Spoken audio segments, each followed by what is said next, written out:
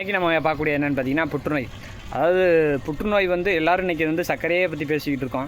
நம்ம வந்து அடுத்த லெவலான புற்றுநோய் வந்து இன்னும் ஒரு 5 ஆண்டுகள் 10 ஆண்டுகள் வந்து தலைவிரித்து ஆடக்கூடும். அதற்கு முக்கிய காரணம் என்னென்னு பார்த்தீங்கன்னா களைக்கொல்லி.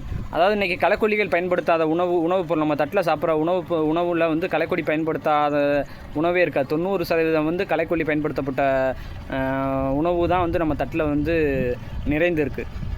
அரிசியாக இருக்கட்டும், வாழையாக இருக்கட்டும், மிளகாயாக இருக்கட்டும், எல்லாத்துக்குமே இன்றைக்கு வந்து களைக்கொல்லிகள் வந்துருச்சு.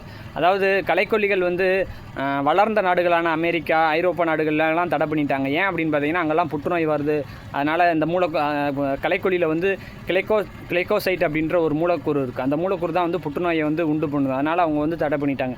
இந்தியாவில் ஏன் தடை பண்ணலாம் அப்படின்னு பார்த்தீங்கன்னா இன்னும் நிறையா புற்றுநோயாளிகள் வரட்டும், தலைவிரித்து ஆடட்டும், வந்த பின்னாடி தடை பண்ணிக்கலாம் அப்படின்னு நினைப்பாங்க அவருக்கு.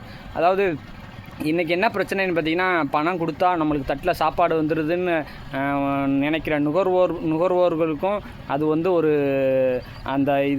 அதாவது விவசாயம் பண்ணும்போது நம்ம சாப்பிட்ற சாப்பாடு வந்து எங்கே வந்து விளையுது அப்படின்ற ஒவ்வொருவருக்கும் அந்த சிந்தனை வேணும். அப்படி இருந்தால் மட்டும்தான் இந்த சமுதாயத்தில் இன்றைக்கி வந்து நம்மளால் ஆரோக்கியமாக இருக்க முடியும். அதாவது தீதும் நன்றும் பிறதரவா அப்படின்ற மாதிரி இந்த மண்ணில் வந்து இப்போ இந்த மண்ணில் வந்து நம்ம என்னென்ன போடுறோமோ அதுதான் நம்ம தட்டில் வர்ற சாப்பாடு.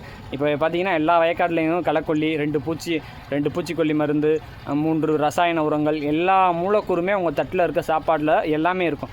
அப்போ அது நம்ம தொடர்ச்சியாக உணவில் டெய்லி சாப்பிட்டுக்கிட்டே வரும்போது அது ஒரு நாளைக்கு வந்து நம்மளை கண்டிப்பாக வந்து புற்றுநோய்க்கு வந்து கண்டிப்பாக இட்டு சொல்லும். அதாவது இன்னும் ஒரு 10 வருஷம் கழித்து 100 பேர் இருந்தால் ஒரு 20லேருந்து 30% பேர்த்துக்கு வந்து புற்றுநோய்கள் கண்டிப்பாக இருக்கும். இன்றைக்கி சுகர் எப்படி 100ல் 30 பேர்த்துக்கு இருக்கோ அதே மாதிரி வந்து இன்னும் ஒரு 5 ஆண்டு 10 ஆண்டுகளில் வந்து புற்றுநோய்கள் வந்துடும். அப்போ வந்து விவசாயம்ன்றது வந்து அது வந்து விவசாய சம்மந்தப்பட்டதுன்னு நினைக்கக்கூடாது. விவசாயம்ன்றது வந்து இந்த சமுதாயம் சம்மந்தது.